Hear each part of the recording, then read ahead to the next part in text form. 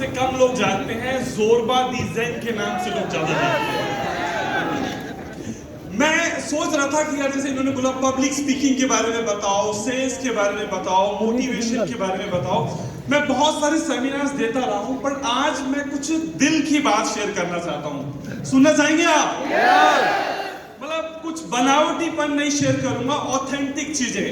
मैंने दुनिया की बेस्ट कंपनीज के साथ काम किया है, Microsoft, Intel, IBM, SCL, Lenovo, Kodak, Samsung, best sales motivation के बहुत प्रोग्राम्स दिए हैं। पर जो आज मैं आपके सामने शेयर करने जा रहा हूं वो मेरी लाइफ शेयर करने जा रहा हूं, और मेरी लाइफ की सबसे इंपॉर्टेंट घटना शेयर करने जा रहा हूं।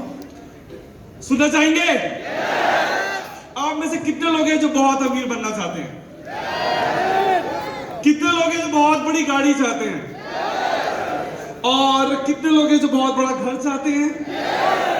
कुछ डायमंड बनना चाहते होंगे, है ना? बहुत सारा पैसा कमाना चाहते हैं। मैं कमा चुका हूं।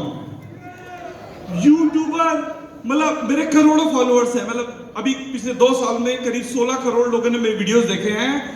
पर मैं आपको बता रहा हूं, ये कुछ भी चीज लाइफ में हैप्पीनेस नहीं लाती। मैं अपनी दिल से बता रहा हूं आपको, ये सब दुखी करने के औजार हैं। मैं आपको अपनी लाइफ से बताता हूं। अभी कुछ टाइम पहले मैं अपने पिताजी के बारे में बताऊंगा, शेयरिंग दे रहा हूं। मैं घर पे बैठा हुआ था, मेरे भाई का फोन आया। 2 साल पुरानी बात है यार, पापा की तबीयत खराब है। वैसे मेरे पापा की तबीयत आज तक खराब नहीं हुई, और बिल्कुल फिट आदमी, एकदम बढ़िया, एकदम साधु आदमी। तो मैंने कहा कोई बात नहीं यार, दिखवा ला, डॉक्टर को जाके दिखवा ला, क्या फर्क पड़ता है, थोड़ी बहुत तबीयत खराब हो जाती है।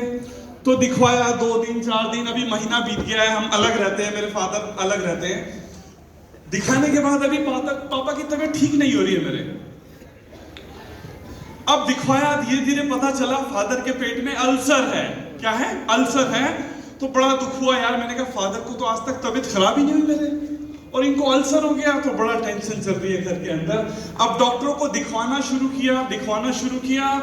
50 तरीके के टेस्ट, कुछ करते करते अब मेरे फादर को एक ही प्रॉब्लम चल रही थी। वो प्रॉब्लम ये चल रही थी कि वो उनके पेट से ब्लीडिंग चल रही थी। तो डॉक्टर ने बोला कि ये अल्सर नहीं है, ये जो है ट्यूमर है।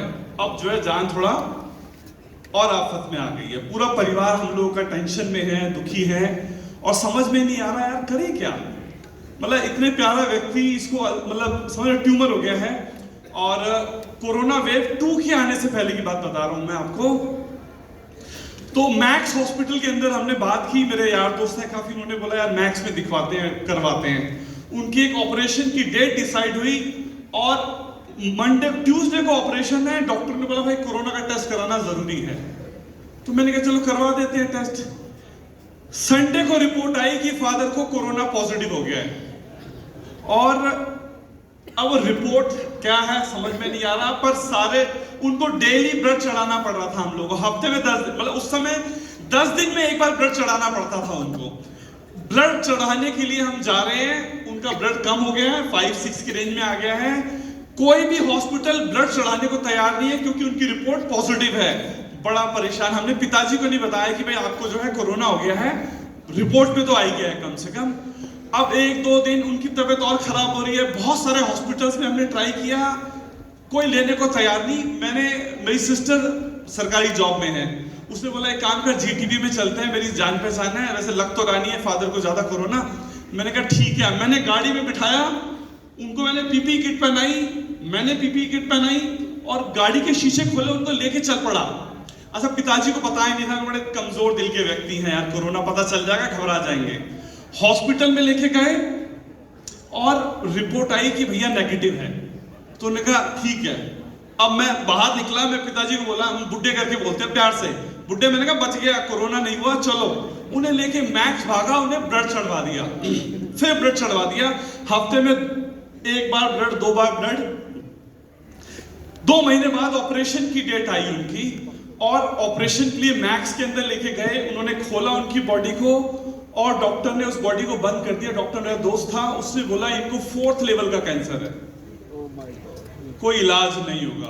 पूरे घर के अंदर हम लोग टेंशन में आ गए। उन्होंने बोला कि इनको कोई और इलाज का फायदा नहीं है, इन्हें घर ले जाओ। अब ब्लड जो था उनका O माइनस ब्लड था, B माइनस, तो ब्लड मिलना मुश्किल। मेरी किस्मत अच्छी थी, मेरी सिस्टर जॉब करती है गवर्नमेंट हॉस्पिटल में और ब्लड बैंक में, तो डेली मेरा एक स्टाफ का बंदा हॉस्पिटल जाता, ब्लड का पेपर लेता, ब्लड लेके हॉस्पिटल जाता, सरकारी हॉस्पिटल में ब्लड नहीं मिलता है। मेरी सिस्टर थी, वहां से उसको रेड क्रॉस जाना और रेड क्रॉस से घर पर आना। सुबह जाता आदमी डेली रूटीन में और 2 ब्लड की बोतल लेके आता और मेरे फादर को हमने घर में चढ़ाना शुरू कर दिया। अब मेरे फादर के अंदर क्या चल रहा है, कहते यार मुझे हरिद्वार जाना है। मैंने कहा चलो, उन्होंने बोला मुझे इधर ऋषिकेश जाना है, जहां जहां उनका तीर्थ स्थान है, जाना शुरू किया। अब वो जब चल रहे हैं तो बड़ा मुश्किल हो रहा है, और हम जानते हैं वो टाइम कैसे बीता।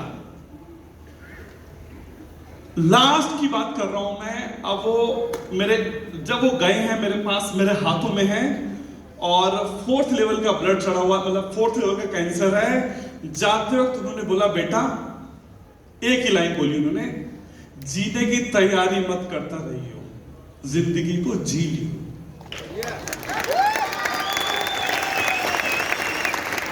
हम लोगों के सपने हैं कि वे गाड़ी लेनी है, एक घर लेना है, डायमंड बनना है, पता नहीं क्या, वो बन जाओ, मना नहीं कर रहा। बट जिंदगी की जो रियलिटी है, 2 तरीके के भविष्य हैं। एक है कंफर्म्ड फ्यूचर, एक है प्रोबेबल फ्यूचर। प्रोबेबल में हो सकता है आप करोड़पति बन जाओ, हो सकता है ना बनो, पर कंफर्म्ड है you are going to die.